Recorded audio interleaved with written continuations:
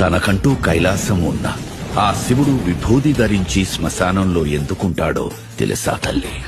మనిషి చనిపోయాక దహన కార్యక్రమాల అనంతరం ఆ దేహాన్ని ఒంటరిగా విడిచి అందరూ వెళ్ళిపోతారు.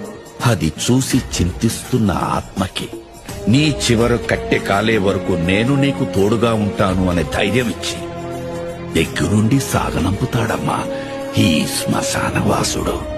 మరణంలో తోడుండే ఆ మహాశివుడు తన ప్రియ భక్తుడు ప్రాణాలు తీసుకెళ్లడానికి యమధర్మరాజు వచ్చినప్పుడు మార్కండేయుడు మృత్యుంజయ మంత్రం జపిస్తూ అక్కడున్న శివలింగాన్ని కౌగిలించుకున్నప్పుడు అదే శివలింగం నుండి ఉగ్ర రూపంలో వచ్చి మృత్యుదేవతకే మృత్యువు చూపించి మార్కండేయుడు ప్రాణాల్ని కాపాడినాడు.